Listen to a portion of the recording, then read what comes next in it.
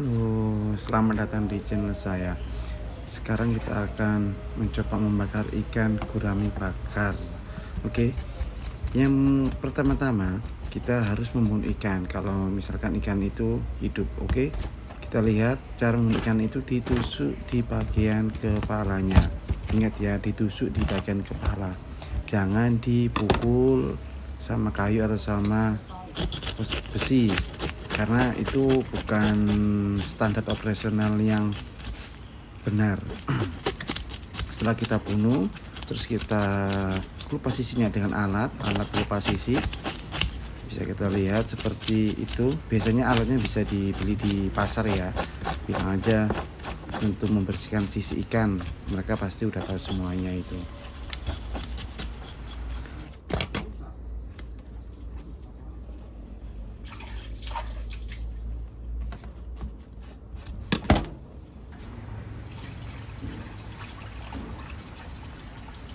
Oke, habis dibersihkan sisinya, kita akan membelah ikannya dari bawah ke atas. Jadi alurnya itu dari bawah ke atas. Kenapa harus dibelah? Karena ikan gurami yang ini itu ukurannya 5 ons up. Jadi 5 sampai 6 ons. Jadi kalau misalkan dia utuh, itu biasanya matangnya itu tidak sempurna. Makanya kita belah jadi seperti itu, dari bawah ke atasnya, jangan dibalik. Nah, bisa kita lihat cara belahnya. Nah, setelah dibelah kita bersihkan, dan yang wajib diambil itu adalah insang, karena insang itu tempat berkumpulnya, atau insang itu fungsinya salah satunya untuk bernafas dan memfilter kotor-kotoran atau bakteri. Jadi tempat berkumpulnya bakteri atau parasit itu ada di insang.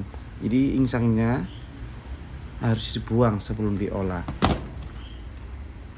Oke, kita lihat seperti itu.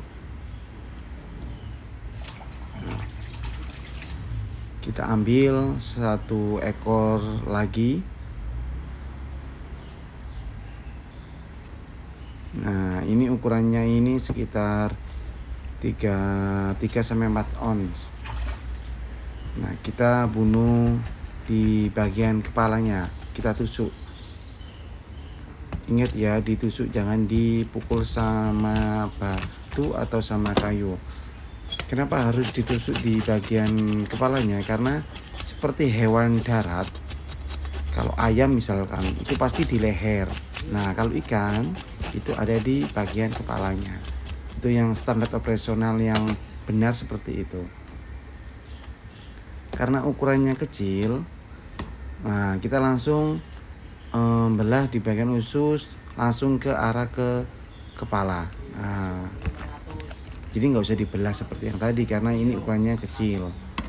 Nah, setelah dibersihkan ususnya, dan kembali lagi saya ingatkan, insang itu harus diambil ya.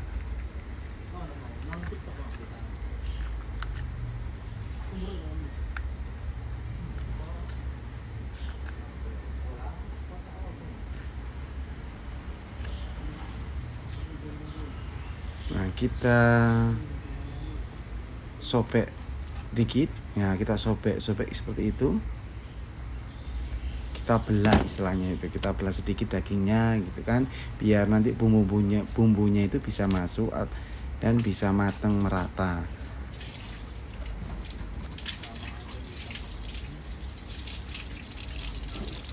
Oke, setelah itu kita bersihkan tempat untuk membelah ikannya tadi. Jadi jangan lupa awalnya bersih, akhirnya juga harus dibersihkan.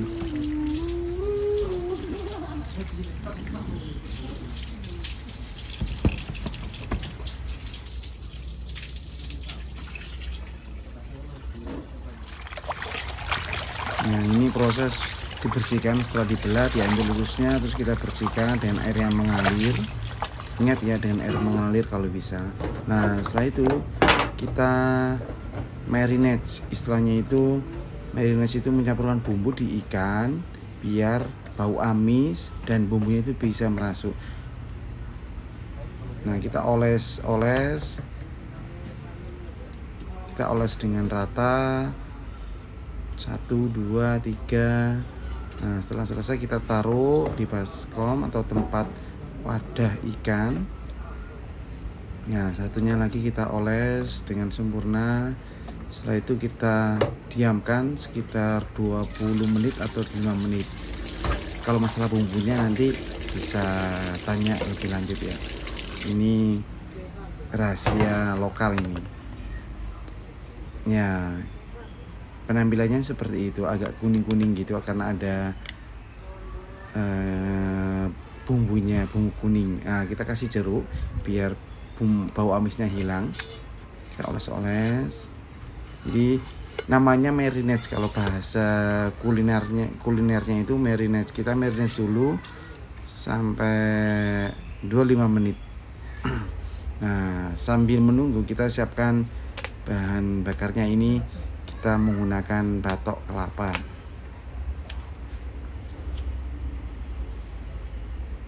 Kita bakar batok kelapanya.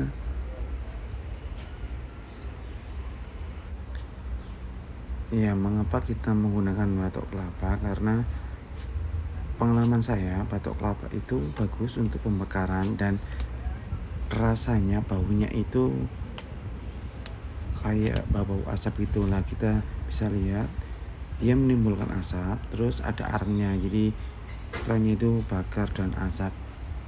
Nah, asapnya itu akan mengasapi daging ikan sampai dalam, sampai ke tulangnya. Nah, bisa kita lihat, kita bakar ikannya, prosesnya.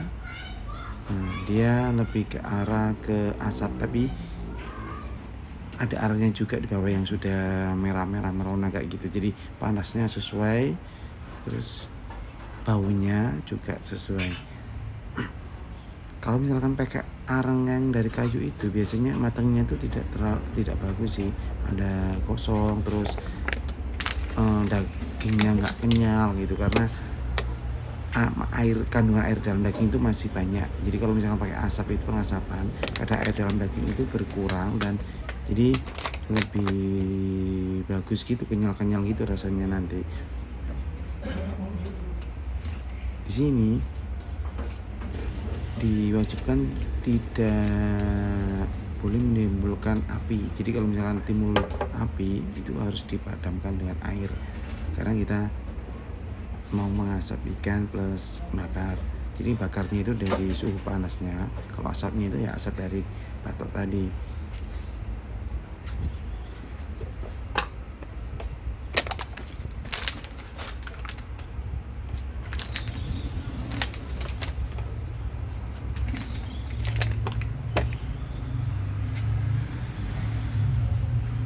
Ya, ini setelah beberapa menit kita masukin bumbunya. Jadi kalau sudah tidak setengah matang, kita olesin lagi dengan bumbu oles. Kita olesin, kita balik lagi, jadi biar merata.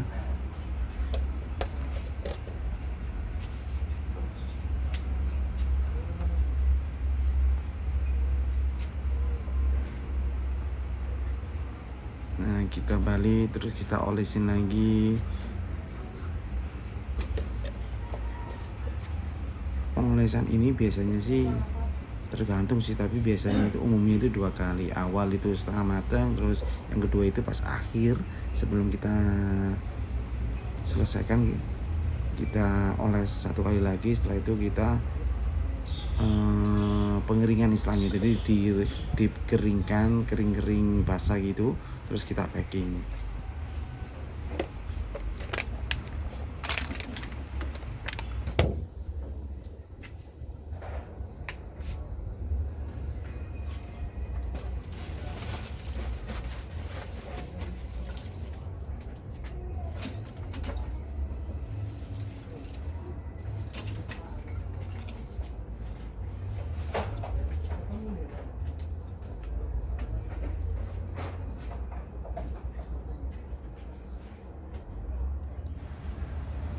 Ya, bisa kita lihat ini udah mau matang, jadi hampir 75% matang. Bisa kita lihat warnanya, warna kayak coklat keemasan.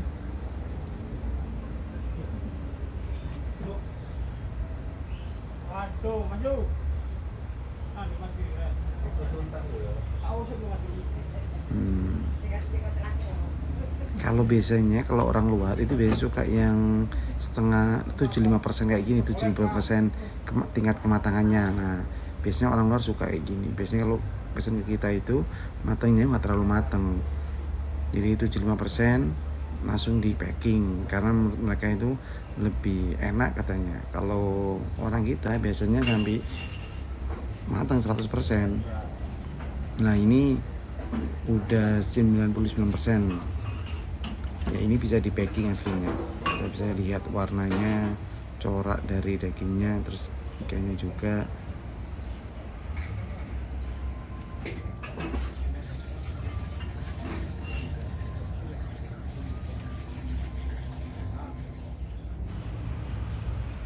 Ini proses terakhir nih dan yang paling penting ini. Jadi ini sudah matang. Jadi tinggal pengeringan aja atau bumbunya biar bisa masuk gitu, biar warnanya bagus, terus gak terlalu kering. Nah, ini yang paling penting ini.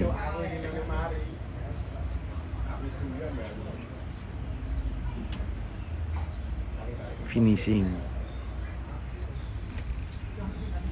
Oke, ikan kita udah siap, udah selesai, habis siap di packing.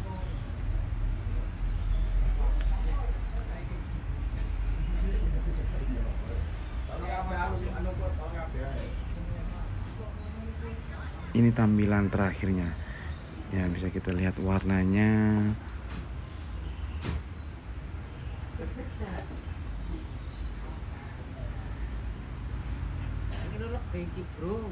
Oke, kita packing pelan-pelan.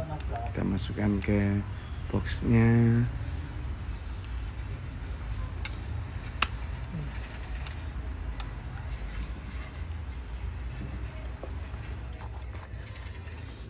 Pas yo.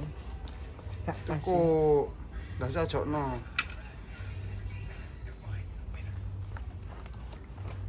Kok ora ngomong itu. Iki gunting yo, buntut iki yo.